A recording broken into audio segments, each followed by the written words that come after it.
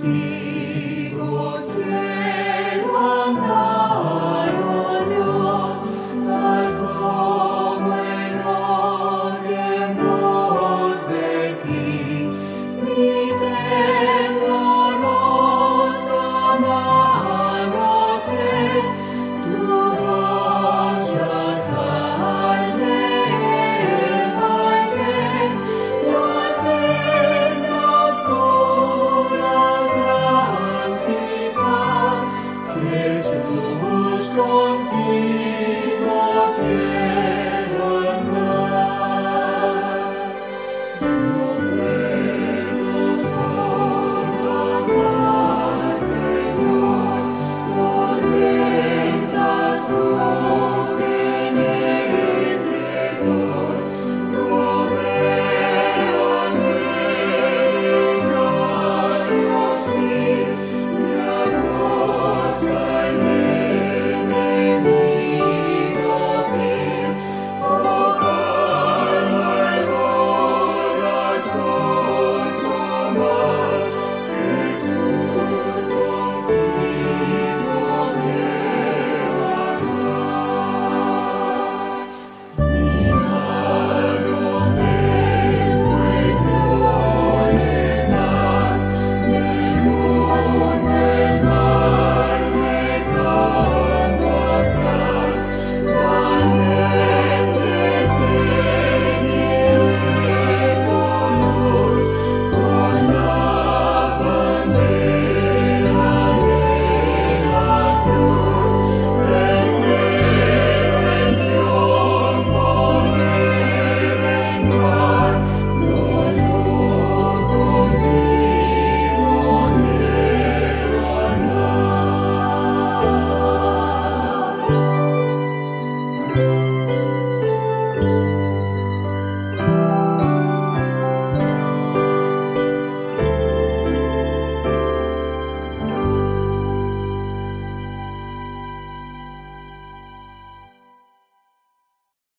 Todos los que nos acompañan en este culto de miércoles, mitad de semana. Damos gracias a Dios porque estamos una vez más reunidos. Esta semana pasada no tuvimos cultos por razones de fuerza mayor, pero agradecemos a Dios porque Él nos permite estar reunidos una vez más por medio de estas plataformas. Damos gracias a Dios también porque estamos terminando este sábado, terminamos este trimestre, así que no se olvide de adquirir su nueva lección de escuela sabática, ¿verdad? Si no la ha adquirido, ya estamos, o ya está en Gema Editores, o si usted la consigue con alguien más, ¿verdad? Ya mándele un mensaje y dígale, ya estamos listos. Y el segundo anuncio, perdón, que me quisiera compartir con ustedes es que el próximo 1 de octubre, que es jueves, comenzamos el programa de 40 días de ayuno y oración. 40 días de ayuno y oración. Comenzamos ese día, vamos a estarlo llevando a las 5:30 de la mañana. Vamos a hacer todo lo posible, y digo todo lo posible porque a veces la tecnología nos falla, pero vamos a hacer lo posible de hacer algo virtual para los que quieran conectarse, pero también pues el material ya está disponible. En la página de Facebook ya dejamos un enlace, pero también ya los ancianos de la iglesia, de cada iglesia, ya lo tienen el PDF que se los pueden enviar por WhatsApp o también un servidor, ¿verdad? Si usted quiere tenerlo. Es una temática muy bonita que vamos a ver. 40 días de ayuno y oración que comenzamos el 1 de octubre, ¿verdad? Para llevar los 40 días completitos. Así que descárguelo, ahí está en la página de Facebook, o pídalo por WhatsApp, o entre directamente, ¿verdad?, a la página de adventistasumn.org, diagonal 40 días de ayuno, o búsquelo, ¿verdad?, ahí en la página de 40 días de ayuno. El título de este año se llama Levántate, resplandece, vamos por más, ¿verdad? Como ha sido el eslogan de nuestra iglesia en los últimos años.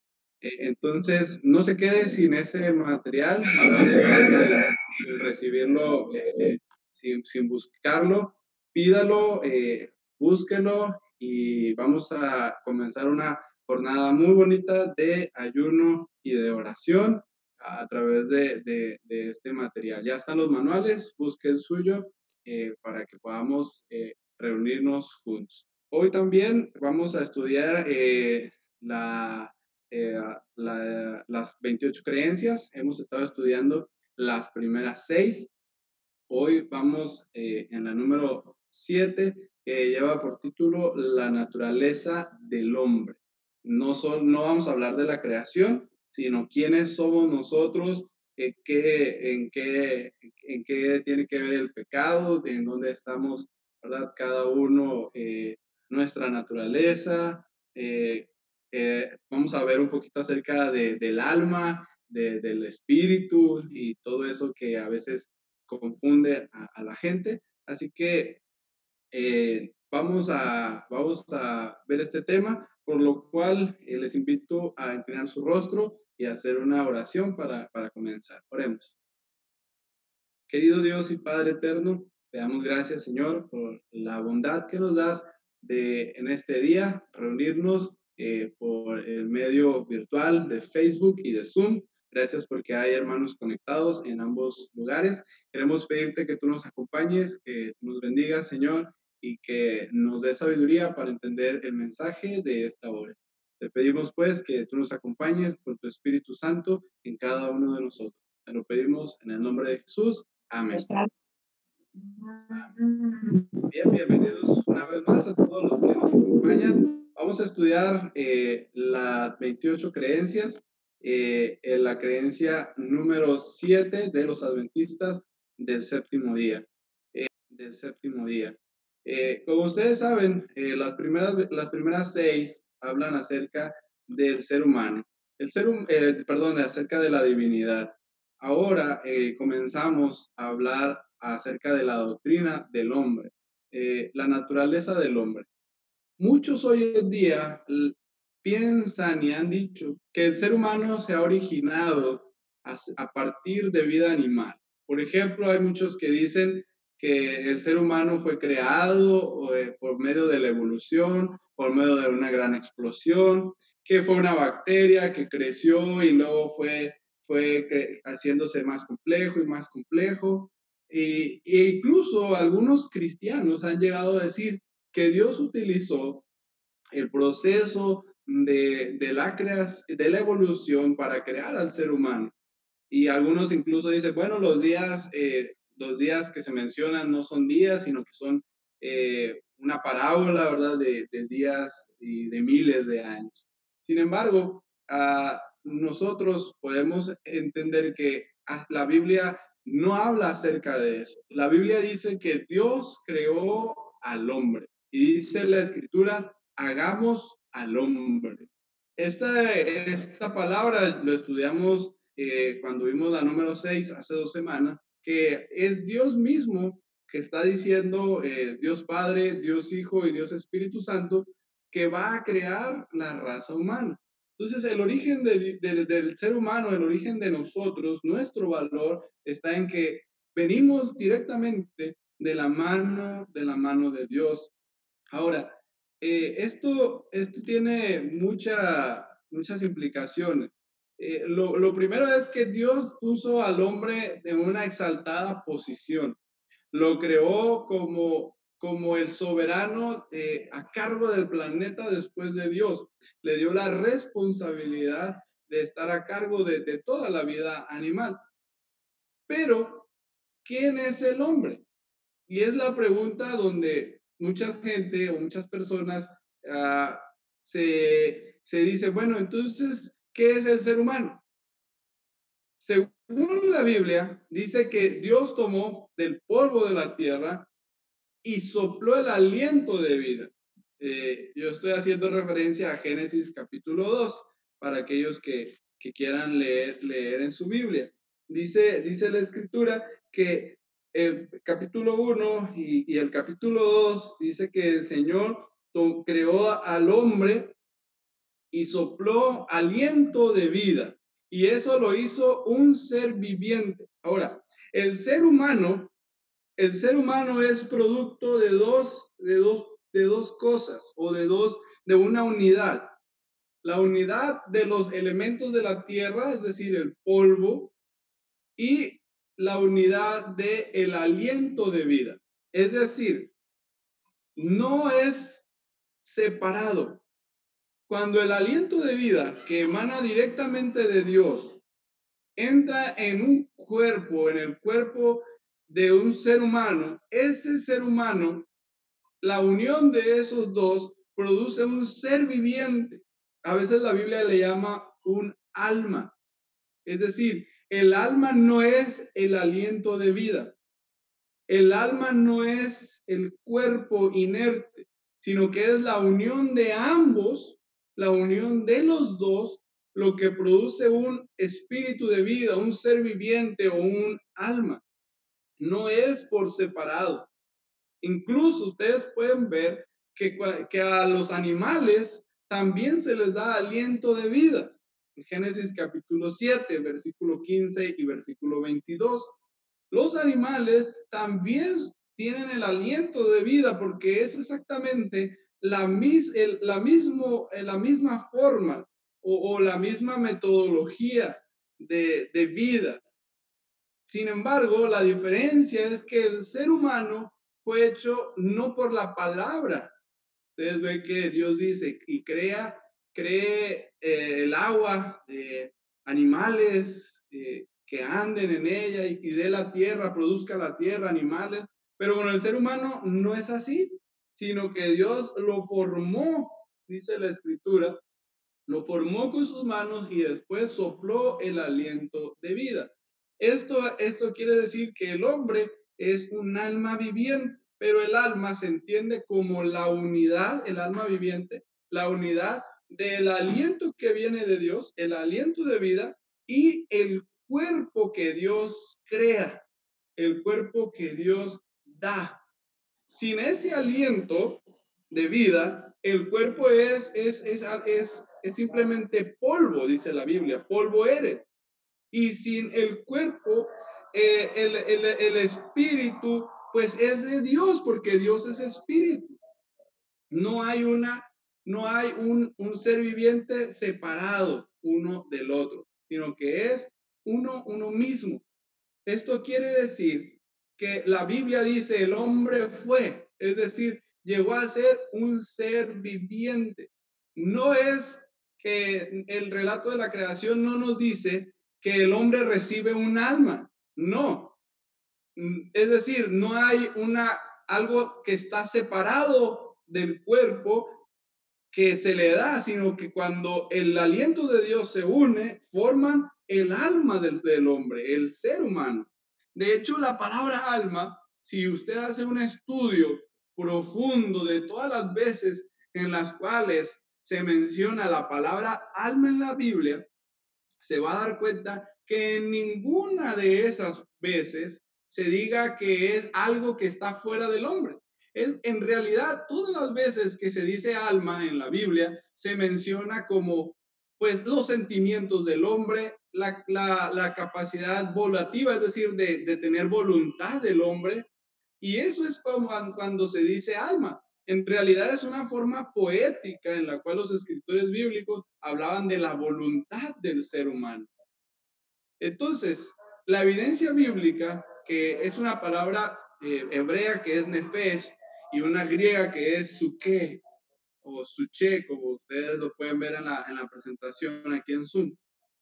Esta palabra nos habla como aspectos particulares del ser humano.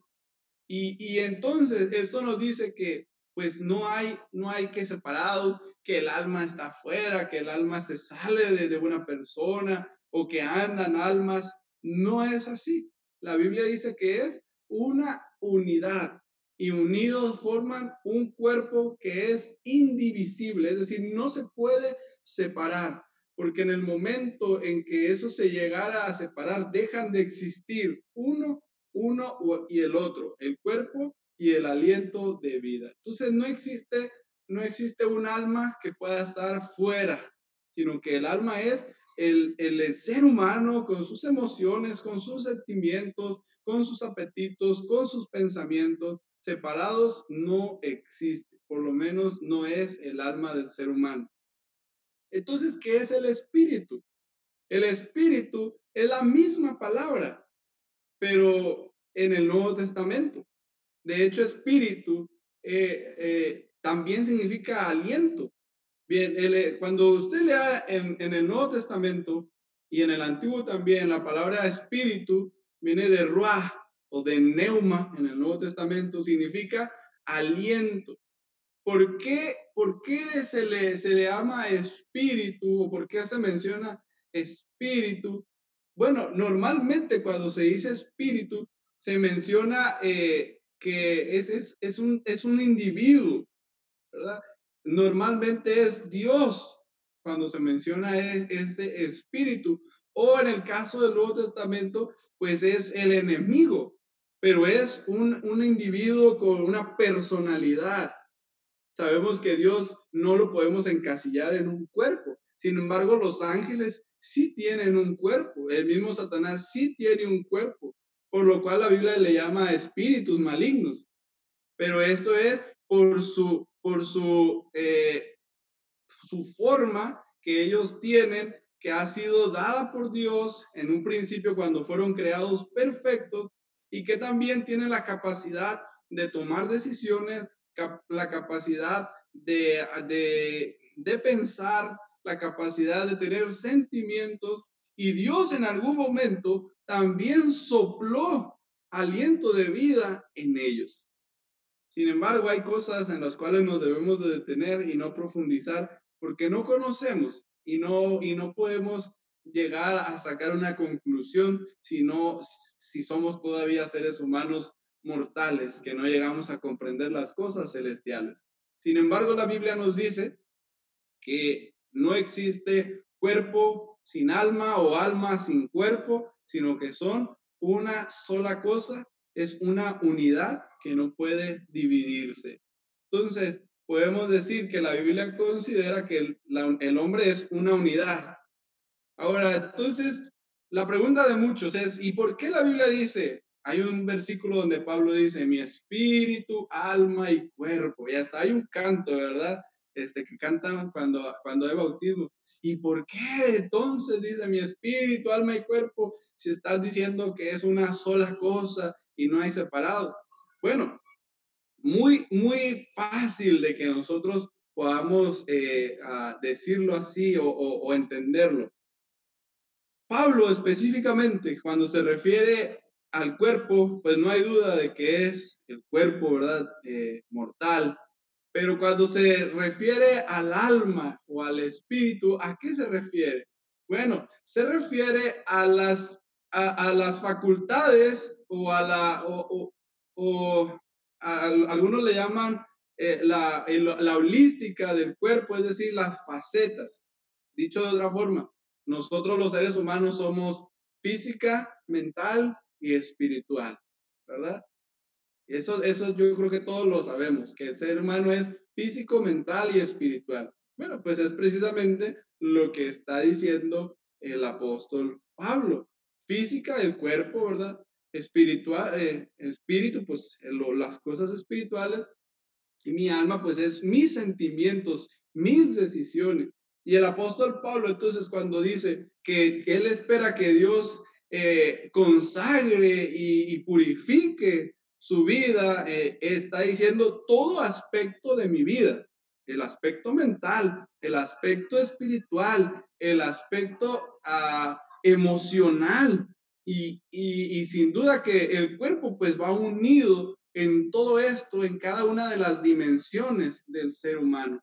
Por eso ustedes pueden leer en los escritos de Pablo que él muchas veces hacía esa distinción, porque no es suficiente decir, bueno, yo cuido mi cuerpo. Hay mucha gente que cuida el cuerpo y que no cree en Dios. Hay mucha gente que es vegetariana y que se cuida más que nosotros adventistas que decimos que tenemos la reforma de salud. Hay gente que hace ejercicio y muchos de nosotros no lo hacemos o no tenemos el hábito. Y en fin, así nosotros podemos irnos dando cuenta que no es suficiente con cuidar el cuerpo. Ahora, hay mucha gente que también cuida su espíritu y que hace meditación y que hace yoga y todas esas cosas que no necesariamente son buenas, pero que ayudan a tener paz. Pero Pablo dice, no es suficiente una cosa, es porque los seres humanos somos una unidad. Hay que cuidar el cuerpo, hay que cuidar la mente y hay que cuidar el espíritu. Y si Jesús no forma parte o Jesús no cuida de todo nuestro ser entero, entonces estamos desproporcionados, estamos desequilibrados. Por eso es que Dios da toda la fórmula completa para alcanzar la plenitud en el ser humano. Hay que cuidar la mente, hay que cuidar las cosas espirituales, pero también hay que cuidar nuestro cuerpo. Por eso es que hay mucha gente que pues se trata de cuidar de alguna u otra, y hay mucho que dice, soy muy consagrado, y me llevo leyendo la Biblia. Sí, pero Dios no nada más te dio un espíritu, Dios también te dio tu mente, Dios te dio tu cuerpo y hay que cuidarlo íntegramente porque todo eso forma quienes somos nosotros. Es una unidad que no se puede dividir, es indivisible. Hay una triple unión. Es el versículo que les estaba mencionando en Primera de Tesalonicenses capítulo 5, versículo 23.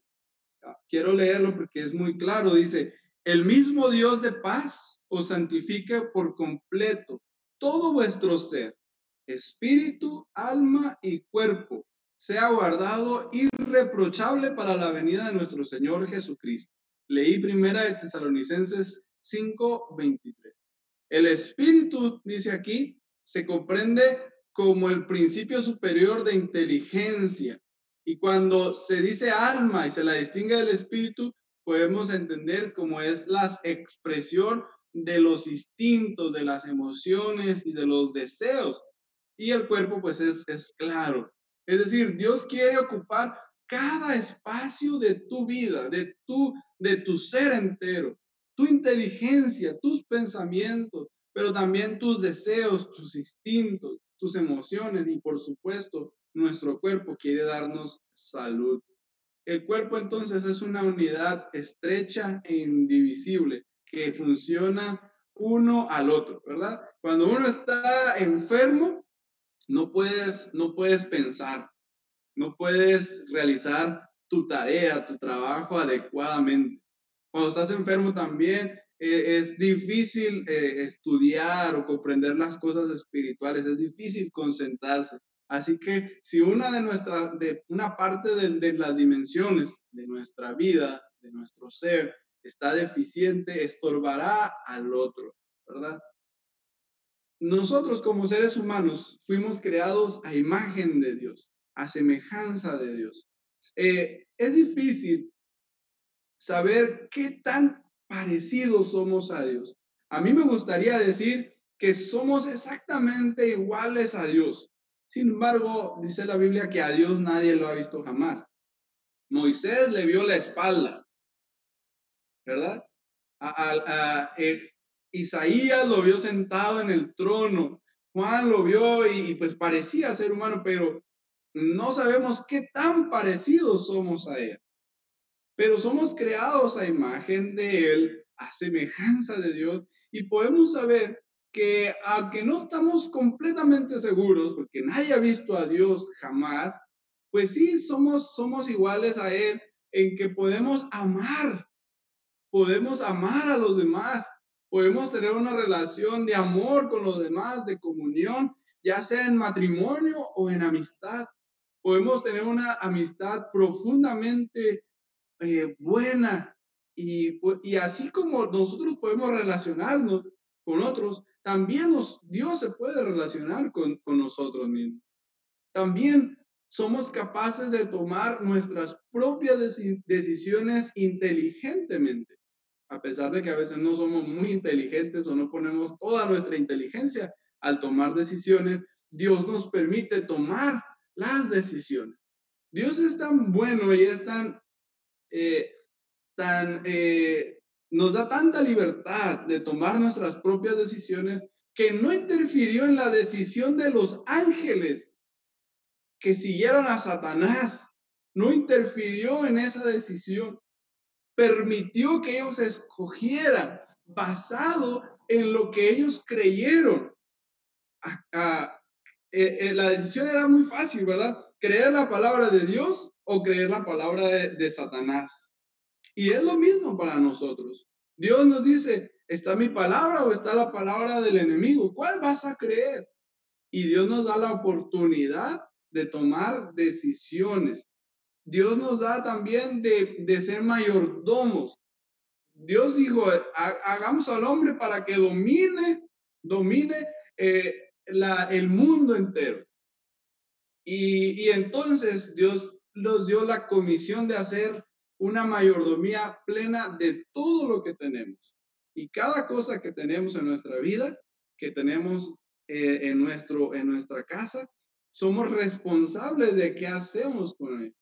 El ser humano, entonces, es responsable de lo que sucede al mundo. No es que la naturaleza, como dicen los científicos, la naturaleza está cambiando y es impredecible. No, nosotros somos los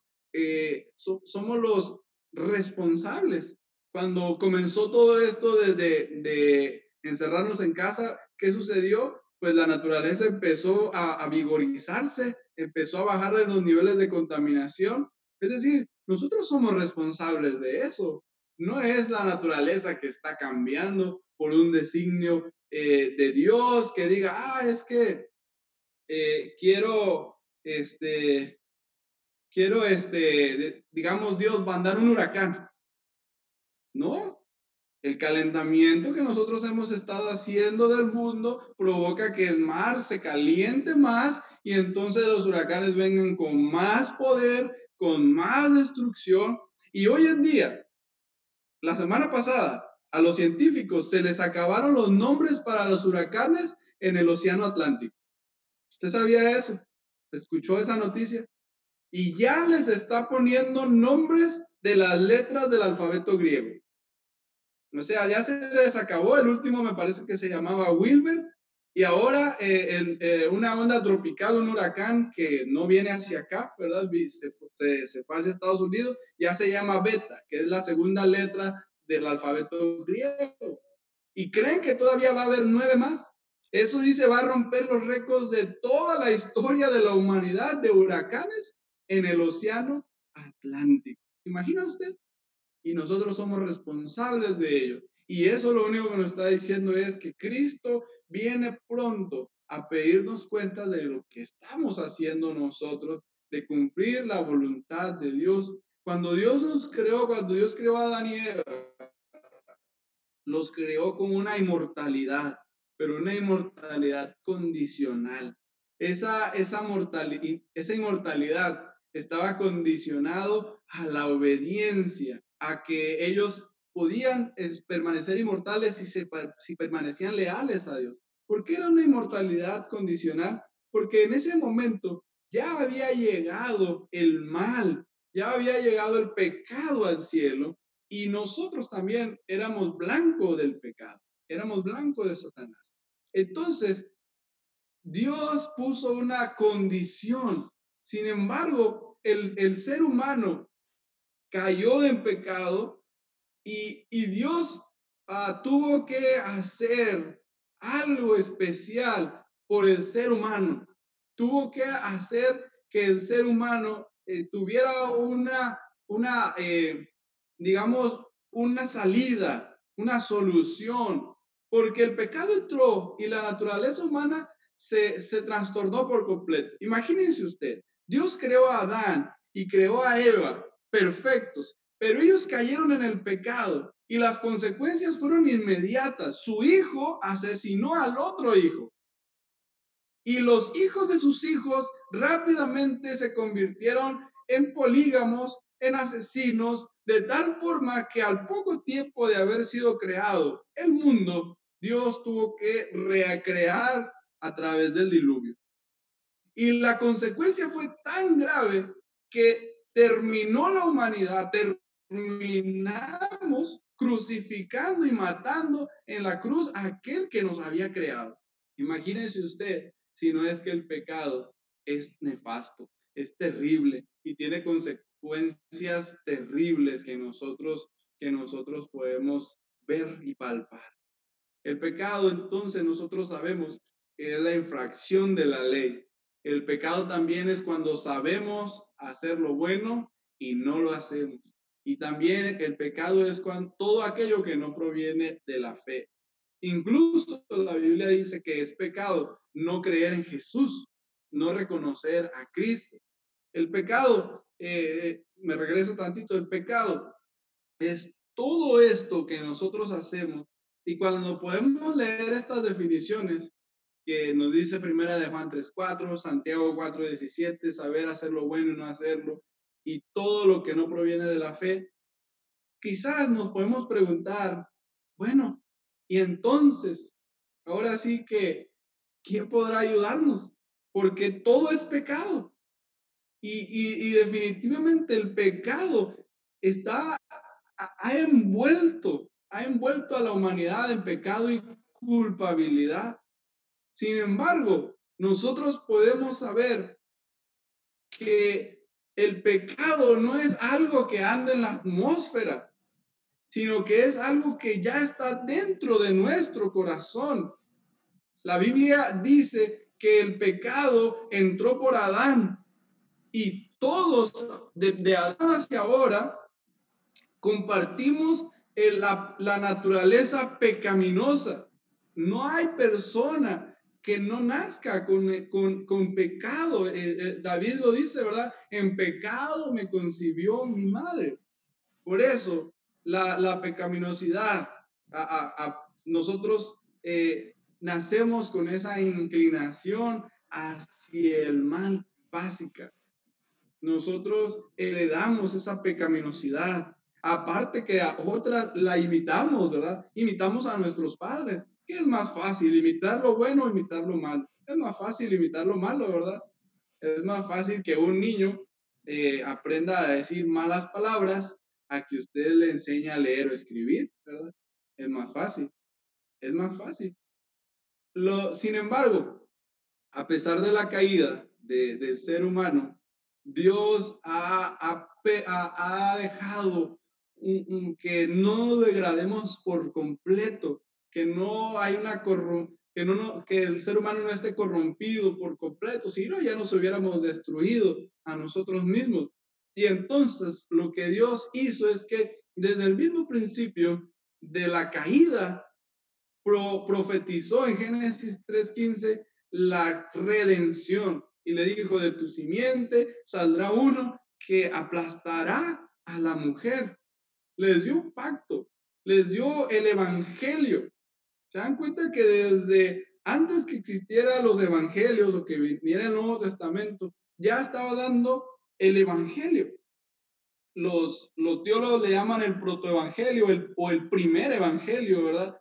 Que desde Génesis 3:15 ya se da el evangelio. Va a venir uno, hijo de la mujer, hijo de la simiente, que va a destruir a esa serpiente. Y entonces Dios estableció el pacto de la gracia, el pacto donde el Hijo de Dios iba a surgir como el fiador, es decir, como aquel que iba a poner la garantía. No sé si a ustedes alguna vez les tocó o ser o pedir que una persona surgiera como aval de ustedes, ¿verdad? Yo me acuerdo que hace tiempo escuché, ¿verdad? De que por ahí alguien pidió un crédito y como era la primera vez que pidió un crédito, bueno, necesitamos un aval, alguien que venga y firme para que si tú no pagas, entonces nosotros le vamos a cobrar a él. De hecho, hay mucha gente que así se ha hecho de grandes deudas, ¿verdad? Que el otro no paga. Y es precisamente lo que hizo Dios, lo que hizo Jesús. Él es el aval para salvar a toda la humanidad. Y Él ha firmado con su propia sangre la salvación nuestra. Y eso está garantizado, porque nosotros no podemos pagarla y nunca vamos a poderla pagar. Entonces, cuando el pecado dice, bueno, voy a hacer válida el cobro de este ser humano que merece la muerte porque es pecador, entonces Cristo dice, pero yo firmé de aval y Él estuvo de acuerdo y me aceptó como su aval, entonces yo lo salvo.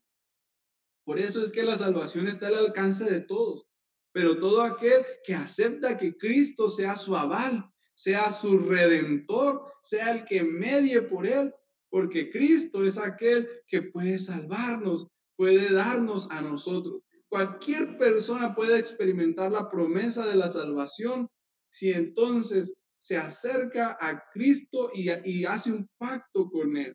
Entonces la naturaleza humana, la naturaleza pecaminosa puede ser transformada, puede ser hecha nueva si nosotros nos acercamos a Cristo Jesús y le decimos, Señor, dame de tu gracia, dame de tu pacto. Y esa naturaleza será transformada completamente por la sangre de Jesús cuando Él venga por nosotros, si somos verdaderamente hijos de Dios y herederos según la promesa.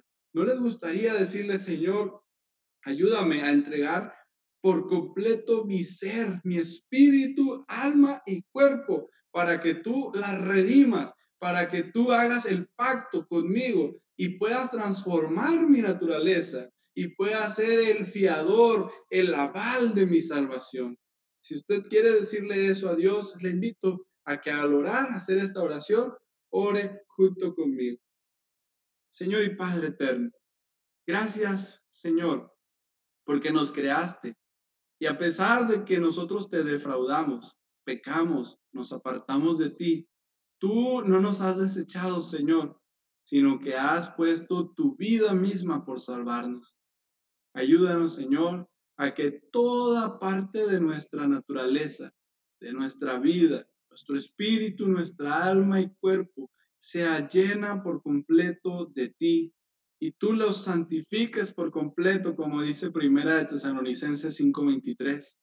Y Señor, que al hacer esto, tú puedas redimirnos, puedas aceptarnos. Escucha la oración que hacemos ahora, pidiéndote que puedas renovar nuestra vida, nuestro entendimiento y nuestro ser entero, Señor. Aceptes nuestra vida como un sacrificio, pero no nuestro sacrificio, sino el sacrificio de Cristo Jesús en la cruz del Calvario. Ayúdanos, Señor, guárdanos en tu amor.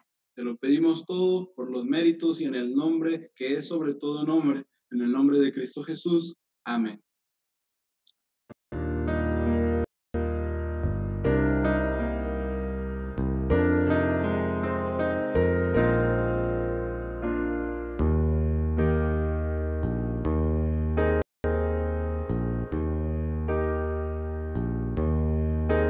Que mi vida cada día, cada paso que dé, sea un cuadro